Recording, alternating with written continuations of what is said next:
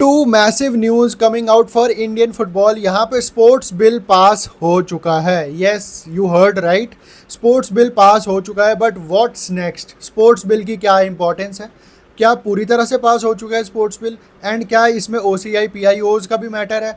बताऊंगा इस वीडियो में। प्लस यहाँ पे इंडिया अंडर 23 के बारे में मैसिव न्यूज़ निकल के आ रही है राइट फ्रॉम देयर कैंप, जो कि खेलनाओं ने ब्रेक करी है। यहाँ पे आशीष नेगी जी ने ब्रेक करी है, उसके बारे में बात करेंगे। एंड जो यार इस चैनल पे पहली बार आया है, प्लीज़ 1 सेकंड लगता है, सब्सक्राइब कर दो चैनल को, वीडियो को लाइक कर दो। बहुत कम लोग हैं जो इंडियन फुटबॉल को कवर करते हैं। मीडिया तो हमारी कवर करती ही नहीं है, वो हम सबको पता है। इंडिविजुअल क्रिएटर्स हैं एंड खेल ना है जो कवर करते हैं। तो प्लीज़ सारे भाइयों को, सारे क्रिएटर्स के चैनल्स को सब्सक्राइब करो, लाइक करो सबकी वीडियोस को, ताकि इंडियन फुटबॉल की जो ओरिजिनल कम्युनिटी है वो और ज़्यादा से ज़्यादा बढ़े। तो प्लीज़ सब्सक्राइब करना मेरे चैनल को भी। तो लेट्स स्टार्ट द वीडियो ना भैया। यहाँ पे आज सबसे बड़े न्यूज़ से शुरुआत करते हैं वीडियो की, जो कि है स्पोर्ट्स गवर्नेंस बिल 2025। तो लोगों के अंदर काफ़ी एंटिसिपेशन थी, काफ़ी एक्सपेक्टेशन थी लोगों के अंदर कि कब ये बिल पास होगा। तो फाइनली आज स्पोर्ट्स बिल पास हो चुका है। यहाँ पे स्पोर्ट्स बिल आज लोकसभा में पास हो चुका है। काफ़ी ज़्यादा लोग इस बिल के सहमति में थे, इसीलिए ये बिल आज अंडर मनसुख मांडविया जी लोकसभा में पास हो चुका है। बट यहाँ पे व्हाट्स नेक्स्ट? यहाँ पे अब स्पोर्ट्स बिल जाएगा राज्यसभा में। सेम वही प्रोसीजर फॉलो होगा राज्यसभा में भी जो लोकसभा में फॉलो हुआ था। स्पोर्ट्स बिल को पास करवाने के लिए पहले इंट्रोड्यूस होगा ये राज्यसभा में, फिर कंसिडर करा जाएगा इसको पास करने के लिए, एंड फिर जो लास्ट स्टेप होता है पासिंग के लिए वोटिंग होगी। तो जैसे लोकसभा में ये सेम प्रोसीजर फॉलो हुआ था, वैसे ही अब ये सेम प्रोसीजर राज्यसभा में भी फॉलो होगा। एंड वहाँ पे भी ये बिल का पास होना बहुत ज़्यादा ज़रूरी है। अभी हम ये कह सकते हैं कि जो स्पोर्ट्स बिल है 50% पास हो चुका है, क्योंकि लोकसभा में फुल मेजॉरिटी के साथ पास हो चुका है ये बिल। बट अब देखते हैं कि राज्यसभा में कितनी देर में ये पास होगा। बट यहाँ पे अब OCI PIOs का क्या कुछ है इसमें स्पोर्ट्स गवर्नेंस बिल में? तो नहीं, ये गवर्नेंस बिल है एक। ये OCI PIOs का जो मैटर है वो सिटीजनशिप एक्ट के अंदर आता है।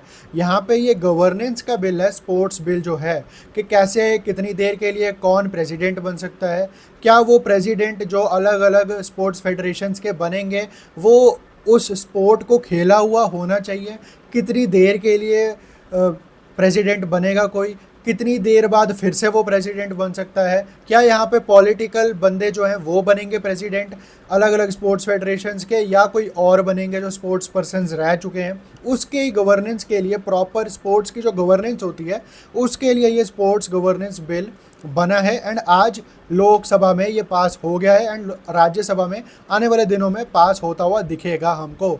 बट यहाँ पे खालिद जमील की अगर थोड़ी सी मैं बात करूं तो उनको कॉन्ट्रैक्ट दे दिया गया है, साइन कर लिया है उन्होंने contract as an Indian national team head coach. And यहाँ पे 2 साल का कॉन्ट्रैक्ट मिला है खालिद जमील को नेशनल टीम को मैनेज करने के लिए। एंड 2+1 का कॉन्ट्रैक्ट है उनका, मतलब 1 साल और एक्सटेंड हो सकता है अगर उनकी परफॉर्मेंस इंडियन टीम के साथ अच्छी रही तो। बट यहाँ पे 2 साल तक अब हमको खालिद जमील को देखना पड़ेगा इंडियन नेशनल टीम के हेड कोच के तौर पे।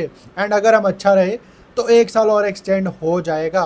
बट यहाँ पे अब इंडिया अंडर 23 की बात करूँ, बहुत ही मैसिव न्यूज़ निकल के आ रही है कि यहाँ पे इंडिया अंडर 23 मलेशिया जाएगी 20 अगस्त को, जहाँ पे हम 2 फ्रेंडलीज़ खेलेंगे इराक अंडर 23 के अगेंस्ट। 2 फ्रेंडलीज़ इंडिया अंडर 23 खेलेगी इराक अंडर 23 के अगेंस्ट मलेशिया जाके। बट ये भी न्यूज़ निकल के आ रही है जो कि खेल नाउ ने रिपोर्ट करी है कि 16 प्लेयर्स मिसिंग है अंडर 23 के कैंप से, क्योंकि वो जो 16 प्लेयर्स हैं या तो वो ड्यूरेंट कप खेल रहे हैं या फिर वो ACL के जो प्रीलिमिनरी मैचेस हैं AFC चैम्पियंस लीग के, उनके प्रिपरेशंस में लगे हुए हैं, इसीलिए फुलफिल स्क्वाड नहीं कर पा रहे हैं। नौशाद मूसा जो कि अंडर 23 के कोच है हमारे, इसीलिए उन्होंने जो ISL के और अंडर 23 प्लेयर्स हैं जो इस वक्त फ्री है, वो ड्यूरेंट कप में नहीं खेल रहे हैं, वो ACL की प्रिपरेशन नहीं कर रहे हैं,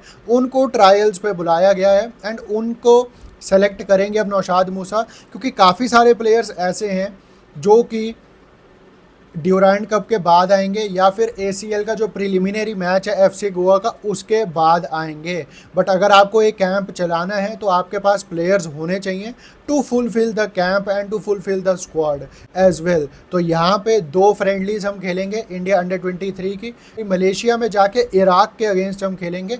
बट वो कब होंगे मैचेस वो अभी कुछ बताया नहीं गया है। स्ट्रीमिंग आई डोंट थिंक कि ये दोनों मैचेस कहीं भी टेलीकास्ट या स्ट्रीम होंगे, क्योंकि मोस्ट लाइकली ये दोनों matches behind the close doors खेले जाएंगे, क्योंकि ये प्रिपरेटरी मैचेस है अंडर 23 एशियन कप क्वालिफायर्स के लिए, जो कि अगले महीने सितंबर में होंगे। तो यहाँ पे हो सकता है कि जो 2 हमने मैचेस खेलने हैं इराक अंडर 23 के अगेंस्ट फ्रेंडलीज, वो बिहाइंड द क्लोज डोर्स हों। बाकी अगर टेलीकास्ट होंगे ये मैचेस तो मैं आपको ज़रूर बता दूंगा। तो यही थी आज की वीडियो। अगर आपको पसंद आई हो तो लाइक शेयर एंड सब्सक्राइब जरूर कर देना।